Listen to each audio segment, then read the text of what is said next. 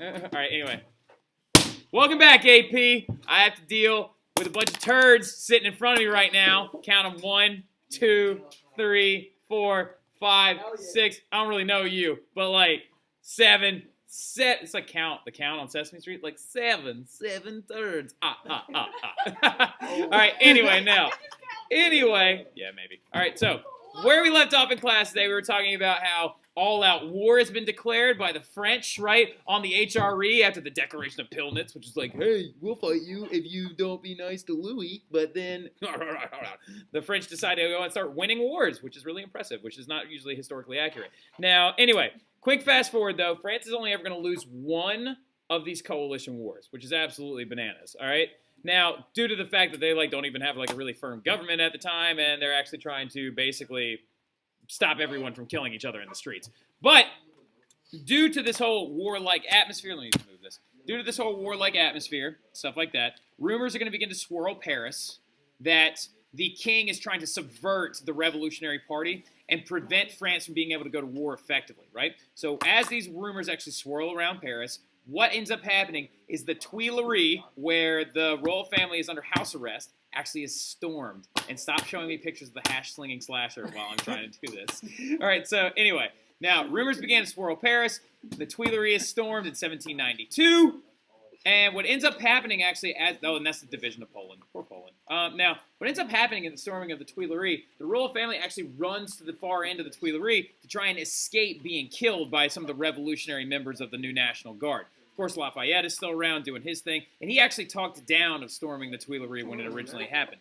But going into it, they run away, and they go to the Legislative Assembly, and they begged for their lives. But what ends up happening is the Legislative Assembly is like, all right, since you're not man enough to actually defend your own country, we're just going to arrest you. So following the attack on the Tuileries, the Legislative Assembly actually saved the rolls, but the government is failing. This is where we talked about the beginning of the revolution, the National Assembly was in charge. At one point, they were called the National Constituent Assembly. We're not getting into that right now. So the National Assembly was in charge, and then the Legislative Assembly comes into charge. But now, as you can see, this Legislative Assembly that was elected of a bunch of very, very young men, right, that weren't even allowed to be on the National Assembly in the first phase, that was actually elected by a group of non-universal male suffrage, is not governing effectively, right?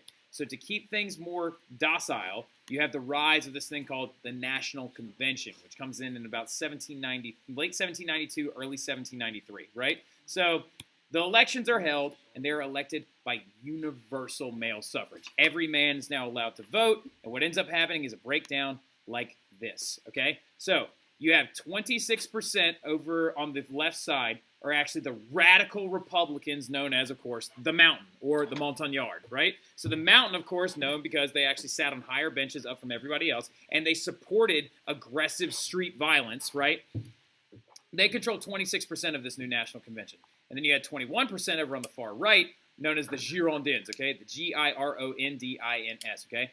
They're a little bit more on the moderate side. They still support violence. They actually just did not support destroying the king. For example, when Louis is put on trial, the Montagnards vote for his death, whereas the Girondins do not. And then they're accused of being royalists and everything else. The 51% here in the middle is known as the plain, okay? The plain, the middle ground that actually swings back and forth depending on the debating skills of each side, right? Now, by the way, stuff in the streets is going insane, right? Ish is getting nuts right now. So, as you can see right here, the poor people are pissed. They're very upset. So upset that they actually begin to organize into these little small militias known as the sans-culottes, right? The sans-culottes, do you remember what does it mean again?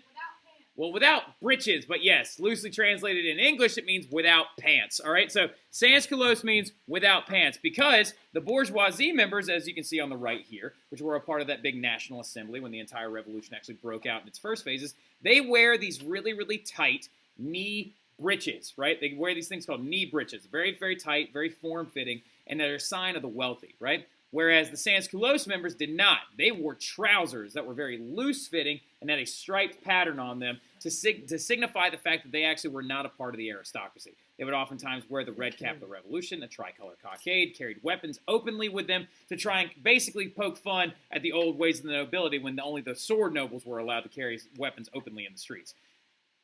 They make their first aggressive moves when the National Convention comes in, spurred on by the, what do you call them? Spurred on by both the Girondins and the Jacobins, these things called the September Massacres, right? Now remember, September Massacres, kind of just put this in your own words.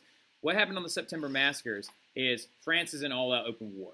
They're in war against the HRE. They're invading the Netherlands right now. And they actually, in the very first phase, lost a couple of early battles, even though they would go on to win this first coalition war, right? The coalitions, by the way, are groups of countries like Austria, Prussia, Britain, and several other countries were grouping together to try and fight off France and keep them inside of their borders. But the French were actually expanding and winning most of this war. But the September Massacres was out of fear, all right? So the sans-culottes actually end up looking out into the streets, and they keep telling themselves in there for a moment, and they're like, wait a minute. If the Austrians get here,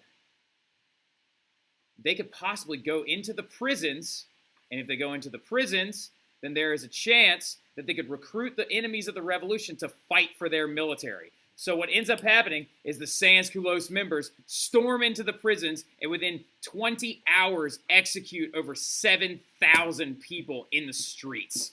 Most of them priests, all right? So most of them are actually priests that they end up were the priests that actually refused to swear an oath of allegiance under the civil constitution of the clergy. So the September Massacres were very aggressive. Some, like royalists, were actually executed. A princess was actually executed during the September Massacres, mainly through pikes, stakes, swords, very aggressively in the streets, and where their bodies were left there to basically rot. September Massacres. All right, so France is winning wars, which is another nuts thing. It was actually declared also a republic, the French First Republic. And here's the problem. When you're a First Republic, do you need a king anymore? No. So Louis ends up getting put on trial, and he ends up having his title and everything stripped away from him as a vote of treason, right? He's convicted guilty, but then they have to decide on his punishment. The Jacobins, right, the Montagnards vote for his death. The Girondins vote against it, but the Girondins lose by 1 vote. And Louis is taken and executed by the guillotine in 1793 in January, right? So the Girondinists, actually, when Louis was executed, when the head actually fell into the basket, the executioner pulled the head up and actually showed it to the crowd, holding it by the hair, saying, "So beeth your king." Bam. Like, I wish he would have, like, drop-kicked it into the crowd. That would have been, like, way funnier. Like, so, like a Cody Parkey kick, like, hypothetically, if he kicked it, and then Louis' head went up and then tinged off the goalpost or something like that. Now, the Committee of Public Safety is going to be formed after Louis died, which becomes, like, a national emergency dictator branch, right? Led, of course, by your guy, Maximilian Robespierre.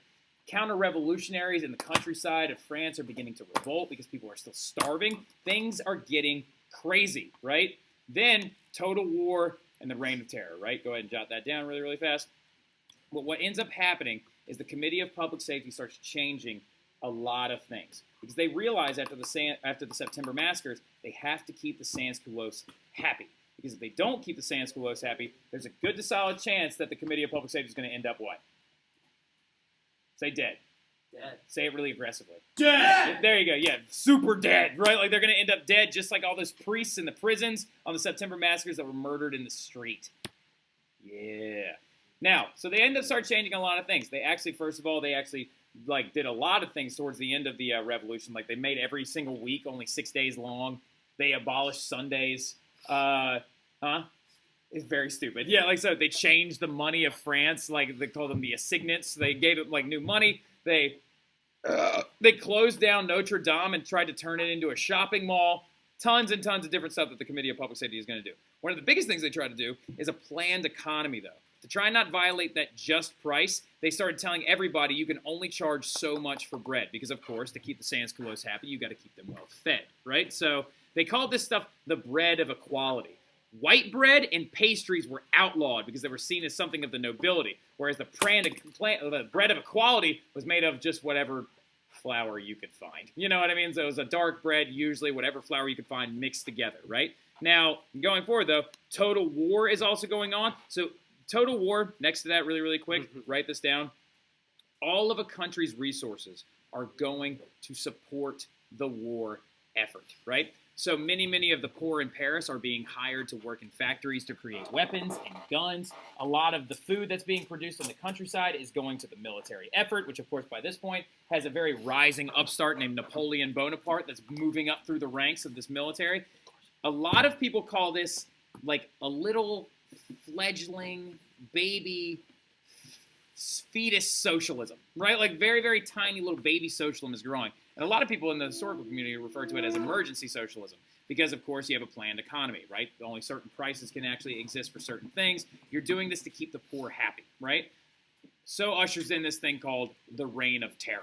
And the Reign of Terror breaks out from 1793 to 1794, which we'll talk about it more and more tomorrow. But it's a series of trials that actually ruled with dictatorial power, and it hunted down enemies of the revolution. And it saw the execution by guillotine of over 40,000 different people in France. Yep, 40,000. Could you imagine like a stack of 40,000 heads? Like how big would that be? It's in my locker. Like, what's that? Ew, it's in your locker. Like so, how? Huh? I mean, I'm not done yet, but I'm almost done. So anyway, and they arrested over 300,000 other people. How big would a stack of 40,000 heads be? We're going to do the math on this, and we'll talk about it tomorrow, okay? But we're going to stop right there for today, and we're going to pick up on the Reign of Terror and emergency socialism. We're going to talk about all that stuff. And we got Jenna Brady and Annie Hatch in the background doing, like, the sand people thing. You ever seen the first Star Wars movie? They're like, like they're going like that the whole time? Okay, that's on the internet now. All right, so anyway, we'll talk about that more tomorrow. I'll see you guys later.